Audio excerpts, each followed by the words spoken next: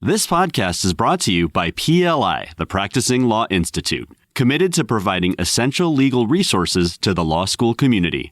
For more information, visit pli.edu/law school.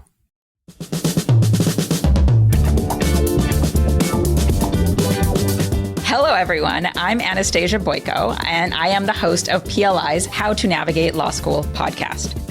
How to Navigate Law School is your podcast guide to unlocking the hidden knowledge and practical skills needed to succeed in law school. We connect students with valuable insights from experienced professionals, decompress law school's unwritten rules, and create a supportive community empowering students to confidently create their future.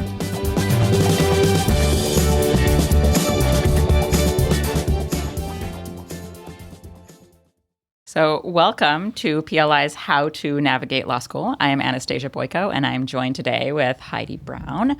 Heidi is the Associate Dean for Upper Level Writing at New York Law School. Heidi was also a former litigator and has written on all topics, flourishing, well-being, and introversion.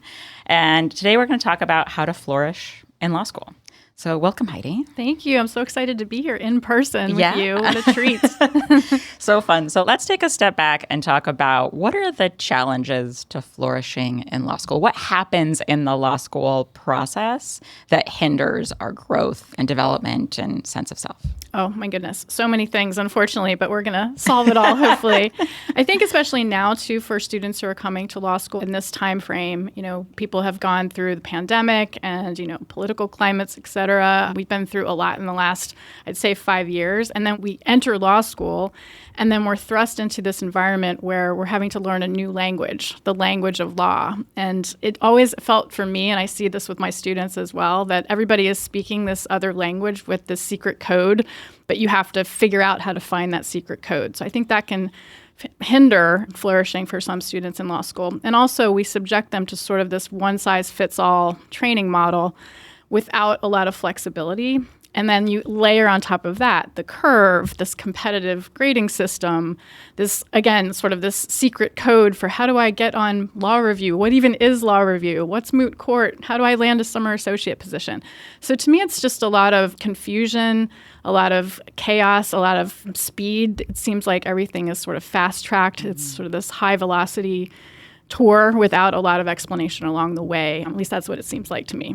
Yeah, for sure. I've been obsessed with this just because my law school experience was not particularly positive. I had an idea of what it would be like before I got there, and then it was dramatically different. So now I sort of liken it to like a city state. Like you have an idea what's happening inside the city state. You arrive at these big doors, and you come in, it's completely different than what you thought it was going to be. You have no map, you have no context for it. No one's really guiding you through it. And I think that was a big impetus for us with this podcast, is to help guide students with what might the city state look like for you and what tools do you need to be able to succeed, knowing that all of this is happening.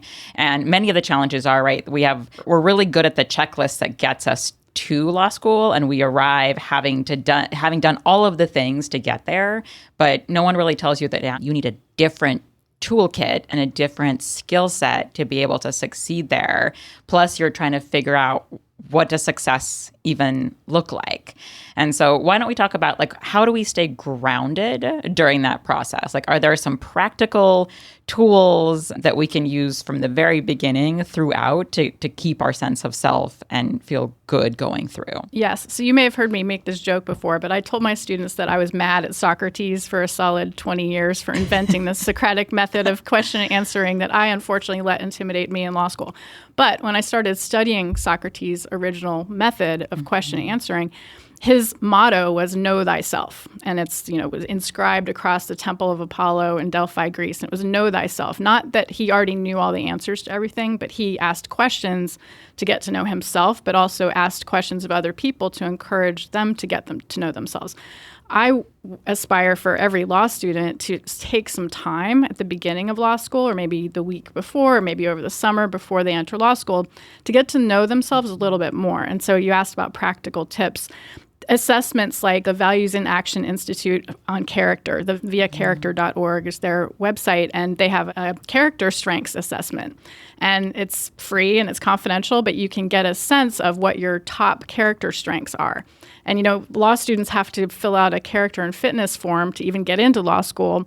But to me, it's always like checking a box. Do you have character? Check. Are you fit for law school?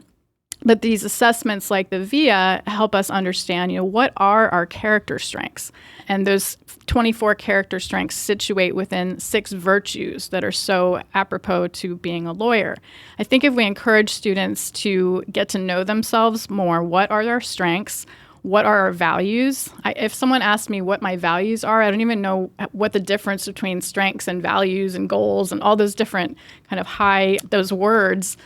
Encouraging our students to really narrow in on values, what our strengths are, how we learn, because we all learn differently. But again, law school tends to be a one-size-fits-all model for efficiency reasons. But in reality, we all process complex topics differently. And by getting to know ourselves, as Socrates advised, we can step into that performance arena with a little more fortitude and be able to flourish.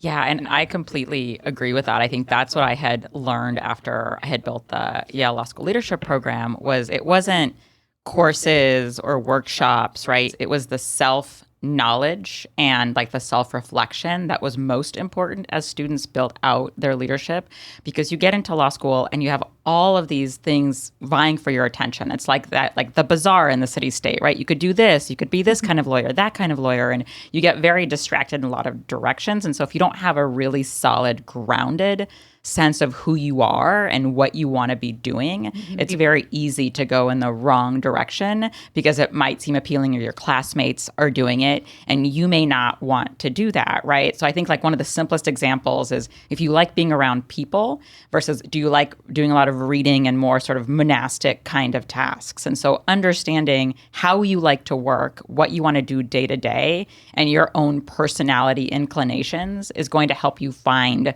a career path where you can actually thrive.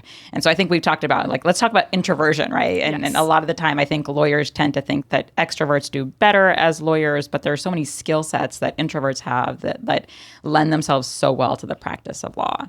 I agree. And I feel like my whole life I was told, oh, you're so quiet, either be loud, or like fake it till you make it. But instead, when I started studying introversion, there's so many strengths that quiet individuals bring to the profession.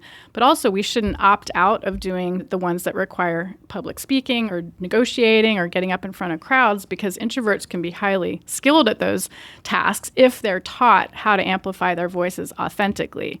So another thing I think that will really help law students flourish is to kind of feel empowered to reject messages like fake it till you make it, or just do it, or pretend to be something else, but instead get to know your individual strengths, get to know how you do function best, whether it's doing things quietly by yourself. But when you want to be able to amplify your voice, do that authentically. And we should be able to teach our students how to do that.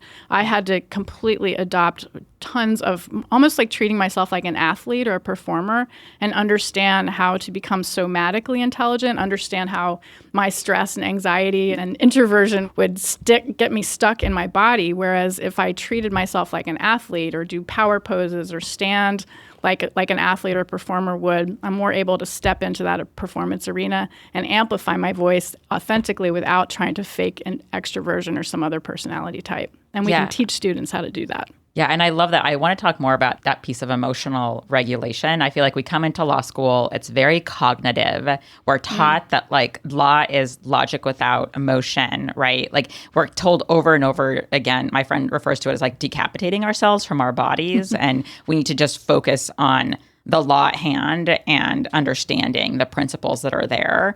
But simultaneously, our bodies are involved in this process as well, right? And as lawyers, we take on a lot of the stresses of our clients and the pressures of the system itself. So are there practical tips on how to emotionally regulate all the somatic things that are happening in our bodies? Oh my goodness, you're making my introverted brain explode because I have so many resources that are coming to mind. So Caroline Williams wrote a book called Move, and the quote I think somewhere in that book is, "We are not a brain on legs. We have an entire body between our brain and our legs." And she said we are a fully integrated mind-body beast.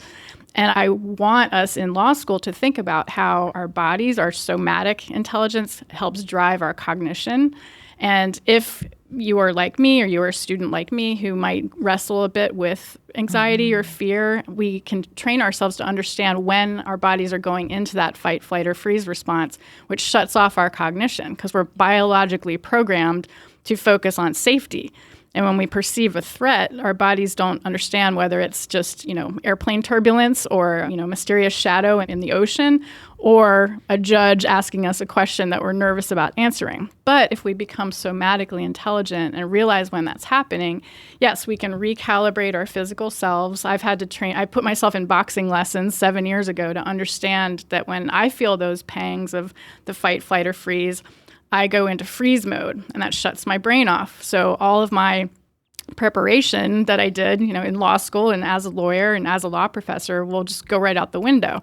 So I have to recalibrate. I either hold my breath or hyperventilate. And so boxing has taught me, no, calm down, take a breath, stand in a power pose, and then launch, combining the physical, the mental, and the emotional, launching a positive mental soundtrack, a positive, accurate mental soundtrack about how we have prepared for this. We know what we're doing. We're entitled to have a voice, even if it shakes or even if we turn red. I've shared with you, I have a very robust blushing response. And in law school, that always made me feel embarrassed. But now I understand, no, it's just part of being alive. It's the way that my body functions. And so, yes, kind of combining the somatic intelligence with a good, accurate mental soundtrack and regulating our emotions like athletes do. There was a Russian sports psychologist named Dr. Yuri Hanin who studied elite athletes. And by studying these athletes, he determined that every athlete has a unique recipe of positive and negative emotions that toggles that athlete into their peak performance zone. He called it the individual zone of optimal functioning, IZOF, IZOF. As law students, we can do that too. Understand how our emotions and our mental soundtrack and our physicality can drive us to success and flourish and not hold us back, but we have to be aware.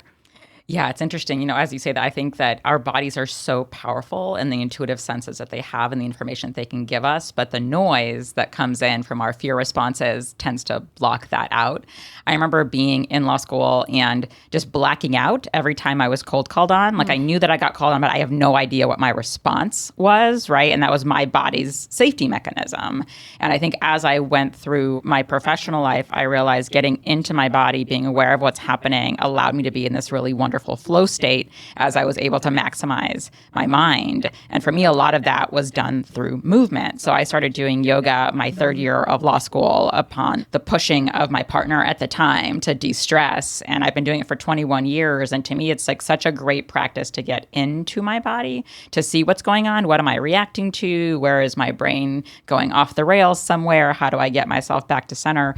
And so I think the other thing that I would encourage all law students when you're thinking about flourishing is finding a movement practice, whether that's just going for a walk or lifting at the gym or boxing or yoga, whatever it is that allows you to get grounded into what's happening inside your body at the time. And there's plenty of research around this as well. But have you recommended that to your students continuously? Yes. And I'm so glad you mentioned the flow state, because I think also in law school, students tend to feel like they just have to go, or they have to be good at something on day one, or they're not cut out for this, or they have to pretend to be good at something. But there's a really interesting relationship between the concept of grit and the concept of flow and the concept of being a clutch performer. So if you'll indulge me for 2 seconds, Please. I'll explain it. So, a flow state is when we're so immersed in an activity that we lose all sense of time and space around us. I mean, it's that great book by Dr. Mihaly Csikszentmihalyi. It's called Flow. And you might hit that when you're in yoga. I can hit that if I'm boxing, but also when I'm writing. So legal writing in law school and as a lawyer was my flow state, because we have the challenge is sort of up here, but we know we have the skill set to meet that challenge. That's when we can tap into flow. But when we enter law school, sometimes we don't have that skill to meet that challenge, but we're kind of taught or programmed to fake it. But the concept of grit, as Dr. Angela Duckworth wrote a book called Grit, is perseverance and passion for long-term goals, which we all have when we enter law school. We persevere, we have passion for long-term goals, but we need to build the skills to be able to meet these intense challenges where we can hit a flow state. And we do that through deliberate practice. And that is admitting out loud, we don't know what we're doing yet. And I see my students sort of pretending like they know what they're doing, but in a state, in being gritty individuals, we step into deliberate practice and say out loud, I don't know how to do that task yet, but I want to.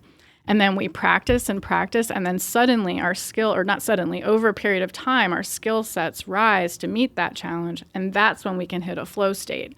And then the athlete concept of being a clutch performer is when we know we just have to kind of channel all that deliberate practice and reflect back on those flow states and realize that in a certain situation, the stakes are high, right? Either it's a final exam, or we're trying out for a moot court competition team, or we have a big interview for that job we really want. To be a clutch performer, we have to process all that somatic intelligence, click on our positive mental soundtrack, manage our emotions, but it's only for a finite amount of time. It's not forever. It's for the next 10 minutes in that tryout, or it's in that next 45 minutes of that interview, or 3 hours for an exam, or a day or 2 days for the bar exam. That's being a clutch performer, and just being able to channel all that preparation and hard work for a finite amount of time. And then we reflect on it and see how it went, and then maybe tweak that for the next time. Yeah, I love this idea about explaining, productive grit and unproductive grit.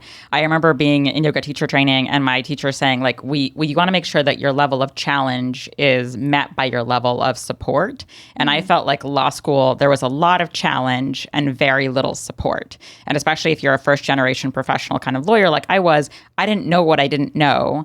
And I didn't want to ask questions because I didn't want to feel like I was out of the loop and that I didn't belong. I already felt like I didn't belong there, right? But I also felt like if I ask questions, it means that they made a mistake letting me in. And I've told students over and over that, if law school, if you were meant to know how to do law school, it would be very boring once you got here. Like if you like learning and you like challenge, you want to not know how to do this and you want to learn how to figure it out and you want to have a beginner's mind around it. But the way that we've set it up in this black box, it's as if the ones who succeed are the ones who can just guess how it's supposed to go. But I love this idea of how to break that up is I don't know. How do I do this? Where are the resources to do this? How do I break it into understandable how-to pieces? It's a lot of what I'm hoping we can do with this podcast is to help students take the pressure valve down and realize you're going to do great, but you need a level of support that matches the level of challenge. And grit is a very valuable skill to have. Being resilient is a really valuable skill to have, but you don't need to do it on your own. Right. And you shouldn't expect yourself to know things you just don't know yet, right, no matter how much you read. Absolutely. I want to follow up on 2 points that you made. That's exactly what deliberate practice is. It's saying out loud. Like an athlete wouldn't just pretend they know how to do, a quadruple backflip. They would ask for help. Or if they're, a lot of athletes get jitters around a particular skill that they've done a zillion times, but they don't pretend, they ask for help. Same thing with singers, dancers, musicians, etc. So we can empower law students to do the same. Ask for help. There are people there that want to help you. And then I'll make one quick point about grades too. When I admit out loud, I had 2 not so great grades my first year. And I was sad. I was depressed about my grades. But what I didn't know, what I wish I knew then, was that grades are just information. And what I didn't understand about myself as a student back then was I have a very logical brain. I like rules. I like checklists of rules. And I did well in class. My grades were an indication that I did well in classes that were very rule-based, rule-structured, like evidence, rules, civil procedure, rules. My brain did not function well in classes that were taught at a very abstract, theoretical way, and my grades reflected that. What I wish I knew then is how to go to those professors, or if I realized that my next set of classes I was learning from professors who were more theoretical or abstract, talking to them about how I could make those classes into more practical checklists of rules, I would have done so much better. So I think, again, it's to your point about it's a black box. We don't say those things out loud to students, but your podcast can do that. This is, if your grades are not a measure of what type of lawyer you're going to be, whether you're a good or bad lawyer, they're pieces of information about how your brain works and how you can improve the way you approach your next set of classes. We don't want to look back backwards and regret how we did our first year or second year, but we can use that as information to really succeed and flourish in the next set of challenges that we undertake. Yeah, and I like this cognitive experimental approach to learning. I didn't realize this until recently, but in so many other disciplines in education and pedagogy, professors are taught how to teach. Whereas in law school, we have a specific method of teaching. And in many ways, it's people who are naturally inclined toward learning in that way, who do very well in law school, right? The people who guess well in the black box. And then those people end up teaching, right? So we perpetuate a lot of the same blind spots in pedagogy and learning in law school, but we don't talk much about it. And I feel like for students to understand that you're just trying to learn how your professor teaches. And this is where the self-awareness is so key. I was talking to one of my former professors when I was back building this program, and I was saying, hey, I actually think an assessment would be really great right before we start 1L year, just to understand strengths. I love StrengthsFinder as an assessment of, this is how I learn, this is how I process information, this is how I process another person's process of information.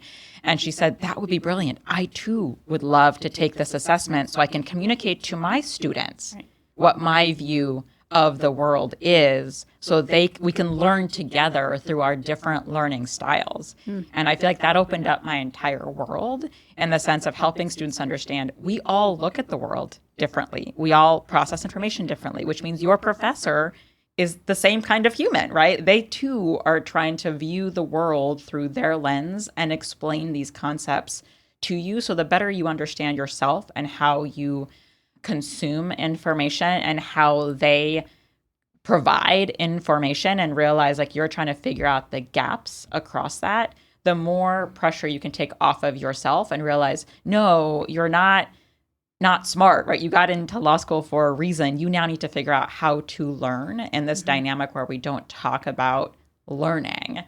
And so I'd love to pivot. Let's talk about AI, right? AI is this new universe of being able to ask those questions that you're scared to ask and learning how other people think.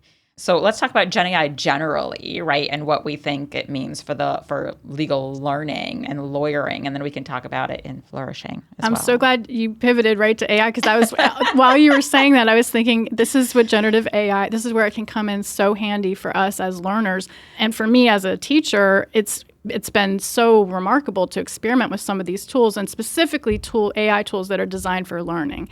So one, for instance, Khan Academy has a Socratic style AI tool called Conmigo. And I think it's a play on the Spanish for with me. And there's 3 amazing books out there right now about AI and education, and how these tools that are designed, set up as Socratic questioners, not just to give us the answer. Obviously, that's the panic around ChatGPT, that students are just going to use it to do the work for them. But my students who are remaining a little bit skeptical about AI, I've encouraged them to use these tools as a Socratic Q&A.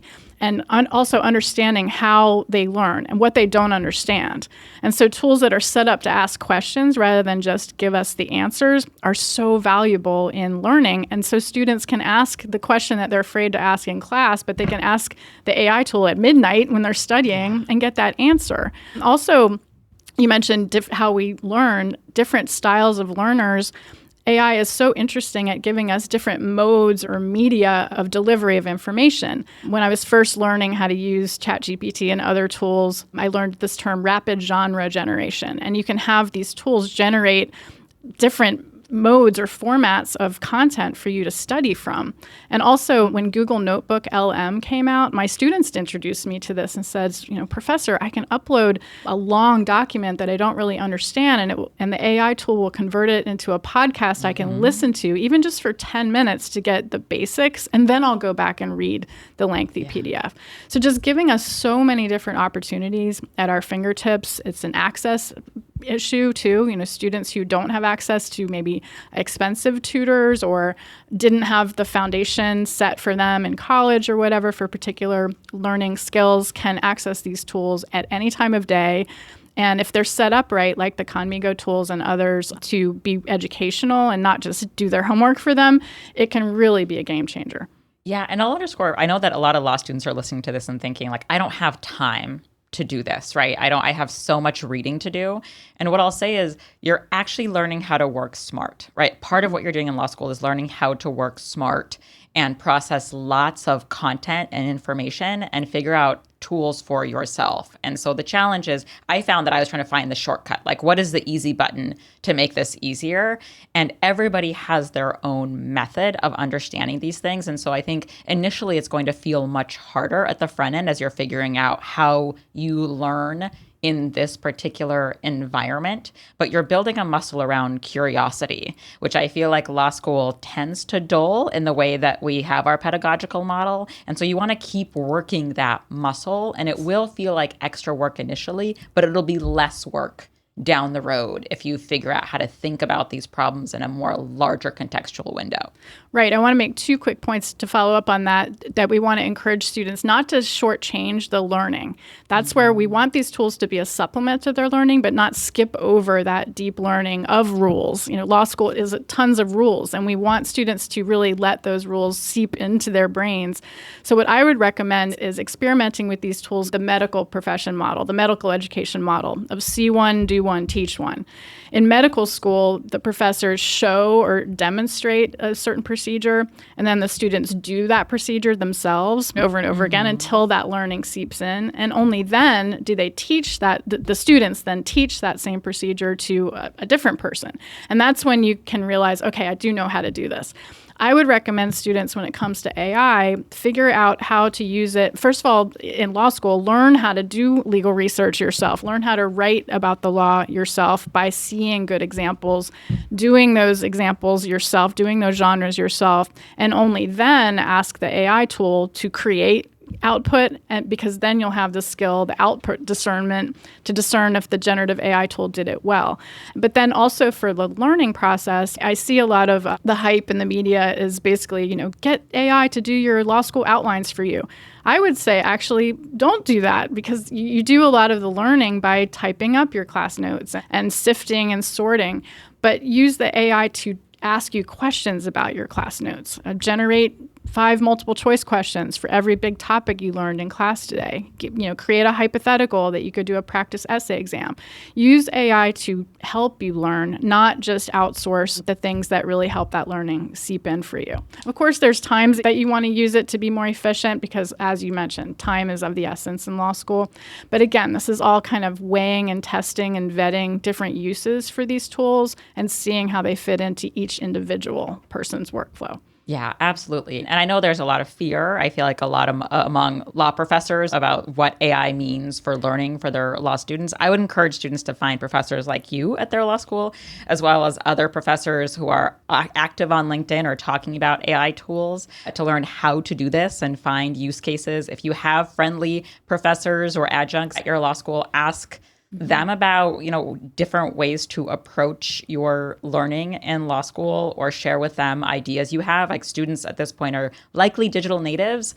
And so there are ways that you think about this that maybe your faculty haven't thought about it. So there's a lot of cross-pollination around AI that you could engage in. But there are opportunities to teach each other about this and learn from folks who are on the cutting edge of this. I think none of us really know how this is going to play out. So we're all iterating together, which is a wonderful place to be, because it, I think, erases a little bit of the intimidation that happens in law school when you first come in. But I agree with your point. There is an element of understanding how to do long division before you start getting into a calculator that can do it quickly for you. You have to understand the concepts and the motions of it. I totally agree with you. Yes, I feel like I'm so glad you mentioned that we're all in this together. We are co-creating new learning processes. Just like when we use generative AI tools, we're co-creating with the generative AI tool. It's taking our brain and also the machine to co-create. Teachers and students right now are doing the same thing. None of us know exactly what's going on. So we have to be open and transparent with each other about how teachers can use it to generate great assignments for students, and students can use it to learn. I love Dr. Ethan Mollick's 10-hour challenge. He wrote the great book Co-Intelligence, and then I saw him do a talk recently where he said, these tools are changing constantly anyway, but we can't wait for them to become, quote, perfect. He gave us the 10-hour challenge that if we all just play with these tools for 10 hours for things we actually enjoy, fun things like where should I go on vacation, or what should I do on vacation, or how can I plan a dinner party for my friends, use these tools for things that we enjoy, and also for work-related tasks that we either don't enjoy and want to see if we can do them more efficiently, etc. But if we build up to 10 hours of experience with them, we become more we become more expert at discerning what they're good at and what they need more time to become great at. Yeah, and essentially, I was reading an article by Jordan Furlong about what does the post-AI legal profession look like, and it struck me that one of the main use cases for AI is through companionship, right, and reducing loneliness. And I think in many ways, if we talk to other humans about how we use machines, we get to create community and relationships versus seeing what is right now the magnet toward pulling ourselves into the machine for relationship, right? I've been really grateful for our little Legal Change Gang group where we talk about different use cases and what we're seeing within our cohorts of students and just overall idea sharing as all of us get more familiar with the tools that currently exist. There is a beautiful bonding that can happen when all of us don't know how something's going to turn out, and we learn together in that environment. It takes a lot of psychological safety and vulnerability, but those are exactly the kinds of things you want to build with your law school classmate cohort and in your learning approach with your faculty as well. I think they would appreciate that to a great extent. Absolutely. I totally agree. Sharing ideas of what works, sharing funny things that happen in your engagement with AI. I use it a lot to create images, and it's been a fun companion to jazz up my PowerPoint slides that I teach with. But then I've made mistakes using it, and it's all about, you mentioned psychological safety. It's okay for us to make mistakes using these products. It's okay for the products to make mistakes while we're learning how to use them, as long as it's in a very low stakes situation. Yeah. And you have to experiment to know how it's working and how you're working. I think that's a lot of folks are making conclusions about this new technology without having spent enough time to understand how each of these models operates and what they are good at, what they're not good at. As lawyers, we love issue spotting. So all of us are obsessed with these hallucinations and focusing on some of the ethical violations where attorneys aren't double checking their work and submitting court documents. But there's so much more to it than that. And for us to learn how the models are thinking and how we know how to think and marry those together, I think allows for a much more interesting legal landscape. Plus, there's a whole area of law coming out of this, many areas of law that are coming out of this because of the consequences of this technology and what it means for our social structures and our legal structures. Like, that's super exciting to go into law school now, not only to understand the different challenges to our legal system as we're thinking about what does the rule of law mean, but also what does technology mean to all of these entrenched systems that probably never could have imagined that this would develop and pose a threat to some of our established legal principles. Absolutely. I completely agree. My students and I have been keeping track. I think we're now, by my count, up to 65 cases in which lawyers and pro se litigants and experts have gotten in trouble for misusing these tools. But that's an education opportunity for us to say, okay, well, let's double down on our research skills. Let's not just outsource our research to AI tools without checking. Let's actually go back to the basics, relearn how to do terms and connectors research searches, do natural language research searches, and AI research searches. So making sure, when I was practicing law, I was always afraid I'd missed a case, right? So I would start my research from different breadcrumb trails and hope that if I started my research from 5 different entry points, I'd arrive at the same pool of cases. We should be teaching those skills again, using traditional legal research models on top of the AI models so students feel comfortable and know when they can stop researching a task, researching a legal issue. Yeah, and I think one of the conclusions that we've had with our little casual group is that the technology is actually what helps to enhance our humanity, right? So bringing us full circle as we started with flourishing and well-being, and then talking about technology, both tend to sort of be the juxtaposition to the other as we figure out who we want to become with these tools and how these tools make us more human. What is client value? What is a lawyer, right? What should a lawyer be? What is the value that we produce as professionals?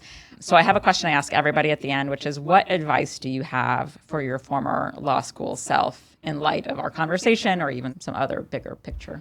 Oh my goodness. I think about this all the time because I write to my former law school self. I so wish that I had embraced Socrates' motto of know thyself and given myself permission to be a quiet, introverted student, but learn how to amplify my voice authentically and reject the messages like fake it till you make it. Take your time. Figure out how you learn. You do not have to be like everybody else. The profession needs your voice, and your voice needs to be different from everybody else's. And it's okay to be quiet while you figure out what that voice is. That is what I wish I could go back and tell my little baby lawyer self. My whole life would be different. Yes. Yeah, I love that. I think it needs to be said over and over again that your unique contribution is actually what the profession needs. Like trying to conform and become like everybody else is actually throwing away the thing that society, the universe, everyone needs from you, which is your unique experience and your unique perspectives, learning styles, communication styles, etc. Well, we're going to link all of the resources that you shared in the podcast notes, including your full bio. I am so grateful that you were able to join us today. And I hope we have some great tips for law students as they move forward through their law school journey. Thank you so much. Thank you. Thank you. Thanks for listening to How to Navigate Law School, the podcast dedicated to guiding you through the hidden rules and practical skills essential for success in law school. For additional resources, visit PLI's Law School Hub at pli.edu/law school. Please note that the views and opinions expressed during this podcast represent those of the individuals being interviewed and not necessarily those of PLI. PLI is a nonprofit learning organization dedicated to keeping attorneys and other professionals at the forefront of knowledge and expertise.